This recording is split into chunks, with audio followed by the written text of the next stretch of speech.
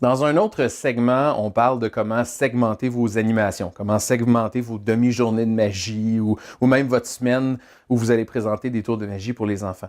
Ce qui va peut-être plus concerner les enfants, c'est cette séparation-ci. Vous avez une feuille qui explique les différents éléments d'un tour de magie. Ces éléments-là sont importants pour... Il faut que les enfants comprennent bien c'est quoi ces trois façons-là d'aborder un tour de magie. Parce que c'est ça qui va leur donner un peu de perspective par rapport à leur propre performance. Le premier élément, c'est l'effet, le deuxième, la méthode et le troisième, la présentation. Ces trois éléments-là de chaque tour de magie sont très importants et c'est quelque chose qui va vous donner des outils aussi parfois pour gérer l'énergie des enfants. Je vous explique. Bon, premièrement, l'effet, c'est quoi? C'est simplement ce qu'on essaie d'obtenir face aux spectateurs. C'est l'effet désiré. C'est qu'est-ce que les gens vont se souvenir du tour de magie. Puis, vous pouvez même, pour faire comprendre ça aux enfants, leur demander de nommer des effets qu'ils connaissent déjà en magie. Quel tour de magie vous connaissez? Le lapin qui apparaît dans un chapeau, le foulard qui change de couleur, le magicien qui retrouve une carte, la pièce de monnaie qui disparaît, le billet de banque qui vole dans les airs. Peu importe ce qu'ils ont déjà vu, le fait de comprendre c'est quoi un effet, c'est quoi qu'on essaie de faire devant les spectateurs, c'est quelque chose qui va devenir très, très important. Parce que par la suite, même quand on a fini de pratiquer un tour de magie, il faut quand même se demander c'est quoi qu'on essaie de montrer aux spectateurs. Donc, ça va nous forcer d'avoir une certaine perspective quand vient le temps, exemple, de camoufler certaines parties du tour. S'il y a des angles de visibilité particuliers, puis on se rend compte qu'il ne faut pas voir, exemple, derrière la main, on peut rappeler à un enfant, oh, c'est quoi l'effet? Est-ce que c'est de montrer que l'élastique il passe autour de tes doigts ou c'est de donner l'impression que l'élastique passe au travers de tes doigts? Bien, c'est de donner l'impression qu'il passe au travers de tes doigts. Ah, parfait. Donc, fais attention que les gens ne voient pas ça, parce que sinon, ils ne vont pas bien comprendre que c'est ça qui est en train de se passer. Donc, souvent, en comprenant très bien c'est quoi l'effet d'un tour de magie, ça va nous permettre de mieux comprendre puis de mieux placer le reste de l'apprentissage.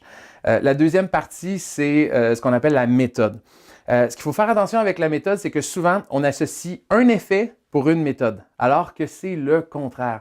Pour un même effet, il existe parfois des dizaines, si ce n'est pas des centaines de méthodes pour un tour de magie. Donc, je vous donne un exemple, un classique comme le tour de la femme coupée en deux où quelqu'un se fait couper dans une boîte. Bien, souvent, il y a des jeunes qui vont dire « Ah, moi, je sais comment ça fonctionne. » Mais non, bien, ils connaissent en réalité une méthode. Ils vont dire « Ah, je sais, là, il y a une boîte, la boîte est grosse, puis finalement, il y a deux personnes cachées dans la boîte, fait qu'on voit la tête d'un puis les pieds de l'autre. » Oui, ça a déjà été utilisé en magie, mais il existe des dizaines d'autres versions de ce tour-là qui ne pourraient même pas fonctionner avec deux personnes. Donc, il faut bien comprendre que pour un même tour de magie, il existe plusieurs méthodes. Et on va même le voir dans les trucs pour le camp. Vous allez voir, exemple, des méthodes comme une méthode de forçage où on va donner l'impression du hasard, puis finalement, c'est prévu à l'avance. Ou encore un simple tour de carte où on va prendre une carte puis on va la retrouver dans le jeu. Mais pour un même effet, on va voir plusieurs méthodes. Et là, ce qui peut être intéressant, c'est parfois de garder un effet et de changer pour une autre méthode qu'on connaît. Puis là, souvent, ça va permettre aux enfants d'improviser puis de développer leur propre répertoire. Ça peut être très intéressant. Et la partie qui est la plus importante, c'est la présentation. Parce que n'importe quel tour de magie, s'il n'est pas bien présenté, ça compte pas. Et là, ce qui est génial, c'est que vous allez pouvoir travailler sur d'autres choses avec les enfants. Vous allez pouvoir travailler sur leur diction, leur façon de parler, leur façon de communiquer, leur façon d'interagir avec les gens, de gérer leurs spectateurs. Donc, on a presque un petit camp de théâtre là, qui est en préparation dans tout ça. Et là, ça va aussi vous donner du matériel pour des enfants, exemple, qui connaîtraient déjà un tour de magie.